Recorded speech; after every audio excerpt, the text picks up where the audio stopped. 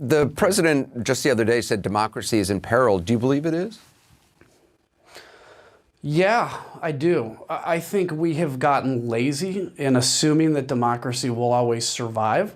I think democracy around the globe is in a recession because when you have this advent of so much information and you don't know who to believe, and that happens with, this explosion of the internet, and you can just find whatever news source and misinformation, it becomes really easy for people to just say, I'm going to find the one person I trust, and then everything they say, I'll believe it. And well, that's the definition of authoritarianism. And I think, when you talk about things like even flirting with the idea of a coup d'etat in the United States of America, I think Michael Flynn stood up there and he wants to get applause. So he's going to tell people what they want to hear. I'm sure he actually, in some cases, maybe really believes there should be a coup d'etat.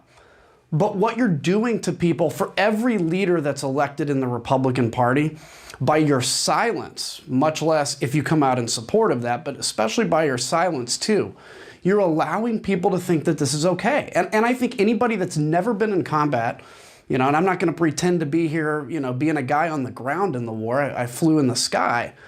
But if you get medicine from your local pharmacy, if you like to put gas in your car, any of those luxuries that you have today, you like to get on the internet, all that will be gone if this government collapses. But you have people with this fetish for like an overthrow violence thing, and it's being fed by leaders that just don't want to tell them the truth because it may be harder to tell them the truth than it is to just go along with this. I mean, obviously, there's now this reporting from Maggie Haberman from The Times that the former president is telling people he expects to be reinstated as president this August.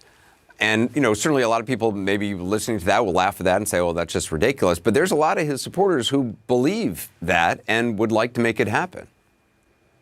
Yeah, 100%. And, look, if you there's a lack of trust in this country. We know that. Lack of trust in institutions. By the way, the last institution that doesn't really have a lack of trust is the military. And people are trying very hard to change that. That's a dangerous thing when people start seeing the military as partisan.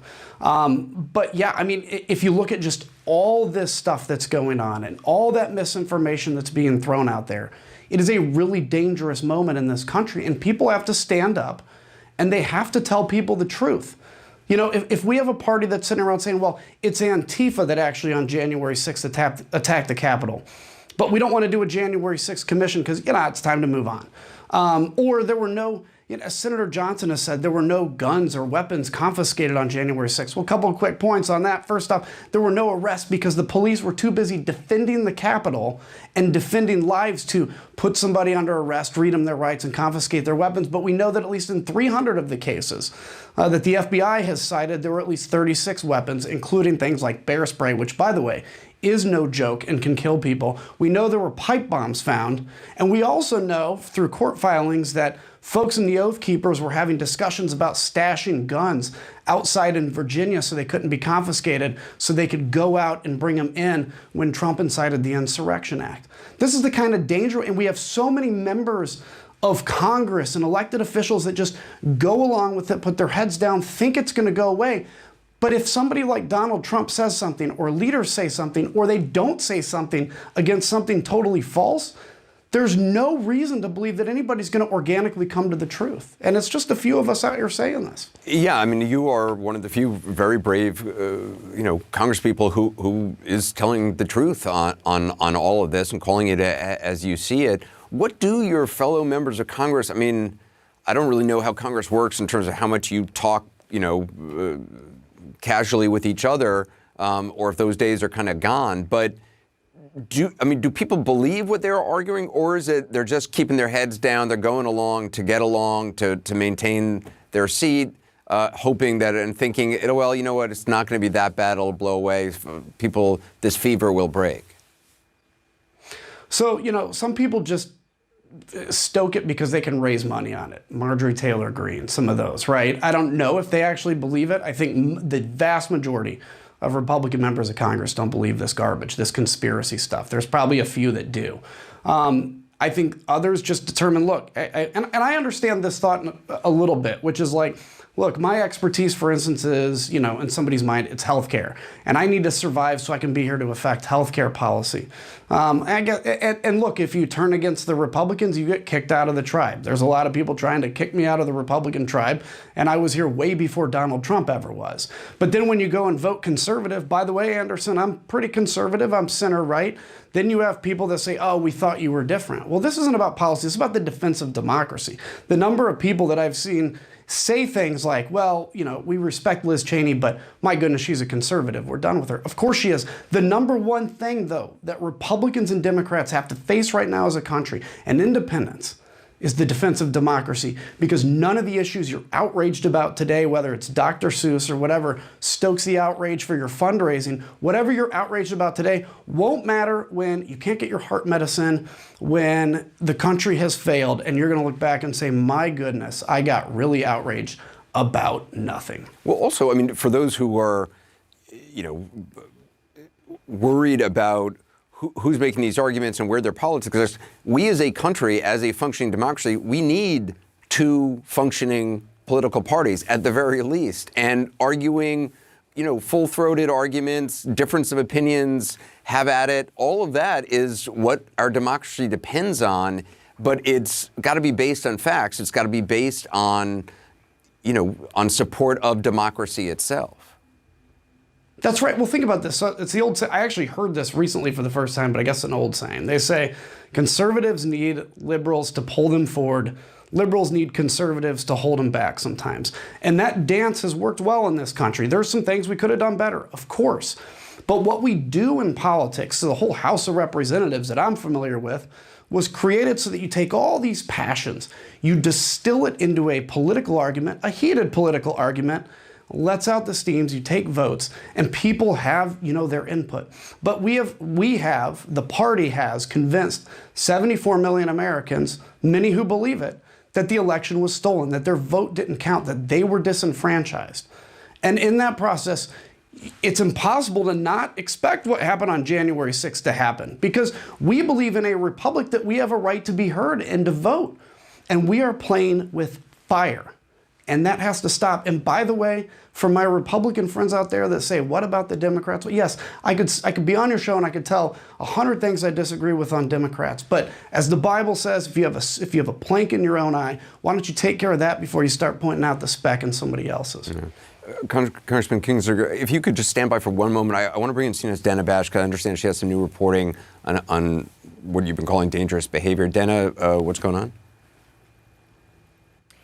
That's right. It's just more reporting on the former president's mindset and the fact that, we knew from his public statements how much he is focused, obsessed, unhealthily obsessed with the 2020 election, and that only continues in a very dire way. And I'm using the word dire because those are the terms that they are being described in by some of his former aides. One former aide told me that at this point, because the former president is so singularly focused on this notion, this conspiracy that the election was stolen from him, that he is listening to, quote, the bottom of the crazies in the barrel.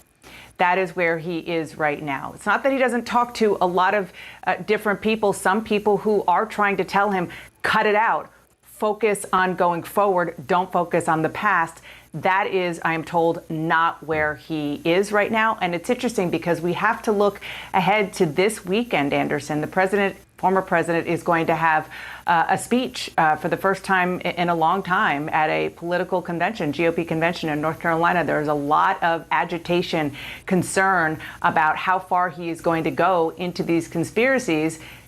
Because, yes, he has these statements that he puts out, but he doesn't have social media anymore. Congressman, did you anticipate the former president's power remaining, I'm talking about among, your GOP colleagues, remaining as strong as it has been? No, I didn't. Look, after January 6th, I predicted that by the summer, he's persona non grata. Obviously, I'm wrong. It's pretty close to summer.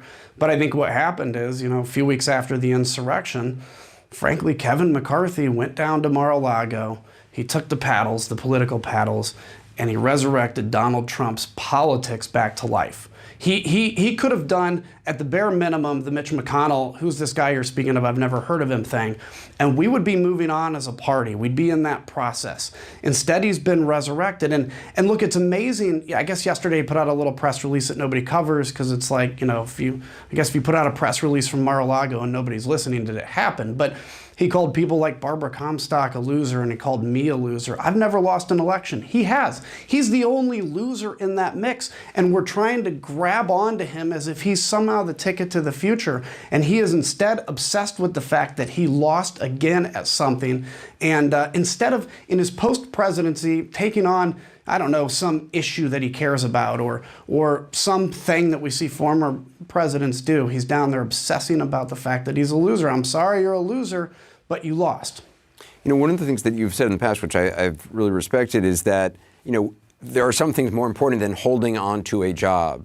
And, as much as you want to serve, if you were asked to do something that you didn't believe in, you would not continue down that road. It seems like that is such an antiquated notion now.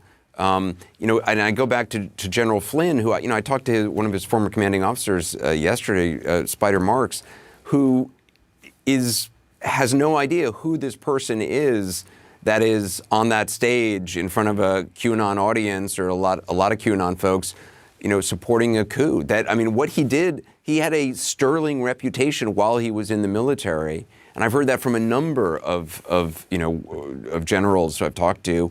I don't know. I cannot wrap my mind around how a person goes from that in a very short amount of time. I don't know if they need money. I don't know if they just like the applause and they want some sort of power down the road, but it's incomprehensible to me. Well, it is to me too. And, fame, I guess, applause is really intoxicating. I've been in Congress now 11 years, and there's moments, particularly in the past, not so much recently, but you get attention for something and it feels good. People know who I am, and that's just a real moment I'm going to share with you. And everybody that's on TV probably has to fight that at some point. And then some people, though, will take that and in a desperate attempt to get that continual hollow reinforcement, will put their oath on the line and lie to people so that they get that. They are abusing the raw and noble patriotism, as my friend Michael Wood in Texas would say. The raw and noble patriotism of Americans. You're abusing that for your own personal sake. And listen, Anderson, we as politicians rightly get tearful on Memorial Day. We talk about how great it is that we have people that are willing to put their lives on the line for this country. Andreas O'Keefe is a buddy of mine, died a few years ago. I wear his name on my wrist all the time. If people are willing at a young age to put their life on the line for this country, and we can't put our career on the line for the same thing, what's it worth? Why are you doing it, right? But if everybody just comes out and tells the truth, has differences of opinion or perspective, of course, we can fix this country. Short of that, we got some trouble. What do you think it takes to break this fever? There aren't many people standing up like you, and it's going to take more. Well, look, countryfirst.com, country1st.com. I want to focus on telling the truth, restoring conversation, the ability. I would encourage anybody watching, if you're on the left side of the political spectrum, make a friend with somebody on the right. If you're on the right, make a friend with somebody on the left. Learn their fears, right? You'll realize you have the same fears they do. Everybody is fearful of something, and that's what leads to our politics. That's a start. It is not going to come from Washington, though, Anderson. It's not going to come from a wake-up of the political class, because truthfully, it's kind of how it was written in the Constitution. The political class, especially in the House, reflects the passions of the people at that moment. We need people to demand better of their leaders. And I think we need to implement things like ranked choice voting to get out of this system where really 10% of a congressional district elects their congressional representative. It's going to take a lot of work. We can sit back and demonize the other side only, or we can actually work to solve problems. I want to solve problems, and if it costs me my election, so be it. The thing that worries me, and you see this more because you're out with your constituents all the time, is I feel like it used to be people have different political beliefs and arguments and stuff, but they live next door to each other and would there were commonalities. They both had kids, or they both had, interests or hobbies, whatever it was, that brought them together. And, the politics was something on the periphery maybe, but it wasn't who they were. It seems like now that has become less and less. And that notion of, I don't know if more people are just identifying themselves as their politics, but that just seems to be not a great way to have a society, that we're all walking around as a representative of our politics. It just seems that's not what citizenry really is about. Well, and it's almost the curse of being the blessed country we are, right? I know there's a lot of challenges. I'm not papering over that, but you can pull out your phone. You have access to any information you want. We know we're not going to get attacked by another country. We're the leaders of the world for now.